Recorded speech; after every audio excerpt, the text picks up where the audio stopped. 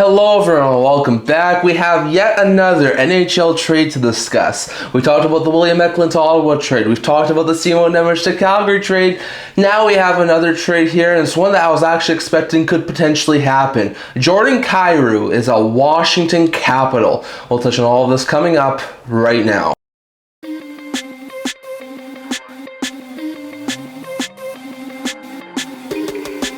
Hello everyone, welcome back to another video here at the End-to-End Hockey channel. Now if you haven't already, leave a like, comment, subscribe. Tell all your friends the best hockey content on YouTube's right here at the End-to-End Hockey channel. We're trying to hit 750 subscribers in the very near future. We'll let you guys thoughts down in the comment section below. I would never be able to do this without all of you guys. So if you haven't already, definitely leave a subscribe down below. Also don't forget to stay tuned for my live stream on Friday at 5 p.m. Mountain Time for the draft. Hope you guys are able to tune in for that one. And I'm going to have more videos coming out in the very near future. Now in today's video, we got a trade update video here between the Capitals and the Blues. Went down a couple of hours ago, so I thought I'd do a video here about this one, and it's actually a pretty big deal. The Washington Capitals have acquired Jordan Kyrou. The full return for the St. Louis Blues is they get Connor McMichael, Milton Gastrin, and a first-round pick, 16th overall, on Friday's NHL Draft. So this is a very good deal for both sides. We'll start things here with the Washington Capitals side. So once again, Gastrin was a second-round pick back in last year's draft. I do think he has a really solid and bright future, but I don't think at this point in time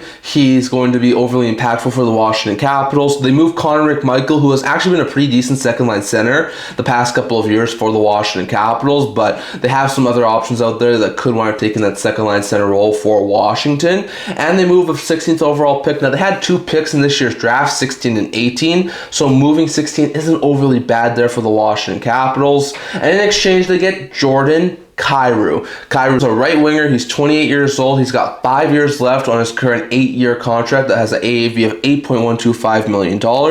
Once again, was one of the Blues' best top 6 forwards over the past couple of years. Last year, a little bit of a down season, only having 18 goals and 46 points in 72 games. But the second round pick from 2016 has actually been really good over the past couple of years. Like before last year, 3 of his previous 4 seasons were 70-plus point seasons. And each of the last 3 years before last year, he hit the 30 goal marks. Once again, St. Louis was a little bit of a lower impactful team last year. In Washington, playing with guys like Protas and Dubois and Strome and Wilson and maybe still Ovechkin in the top 6. I think Jordan Kyrou could be a really lethal player. He could go back up to being like a 70 to 80 point player. He could go back to being a 30 plus goal scorer. He's going to add another dynamic option on the top 6 for the Washington Capitals. He's going to fit in really well. Not sure who's going to play with. Maybe a guy like Tom Wilson. Maybe a guy like Ovechkin if he comes back, but either way, that is a stellar top 6 addition for the Capitals. They still have cap space, draft capital, they could do some more things,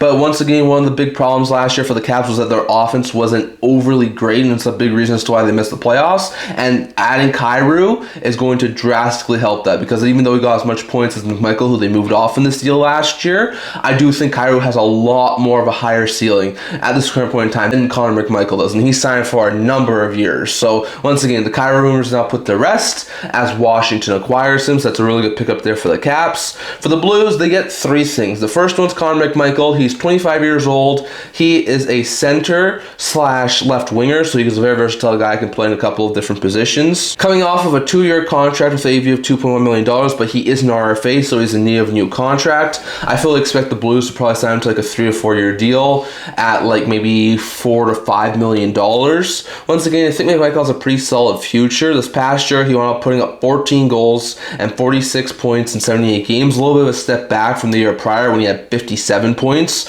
in 82 games and 26 goals. So once again, just like with Kyrou, took a little bit of a step back, but I think McMichael's going to work really well in the Blues' top 6. Once again, I think the Blues are going through a little bit of a retool, rebuild, so I don't think they're going to be overly competitive over the next couple of years, but I think when they are competitive, McMichael's going to be a really solid second-line center that can really help produce for the St. Louis Blues. I think as peak, McMichael could probably be like a 60 to 70 point player, so it's not a bad pickup here for the St. Louis Blues, and I really do like this addition here. I think McMichael's going to help this team long term, but they do still have to sign him to an extension, so very interesting to note there. They also get Milton Gastrin, who was a 19-year-old center slash left winger prospect. He's entering the first year of his ELC that was recently signed by the Washington Capitals. This past year, he played over in Hockey Allsvenskan, putting up 10 goals and 24 24 points in 39 games. Gastrin was a second-round pick in the 2025 draft. So he looks like a really stellar addition here for the Blues. Once again, he's probably going to need a couple of years of development time. I don't expect Gastrin to make the NHL lineup for another year or two at the very least.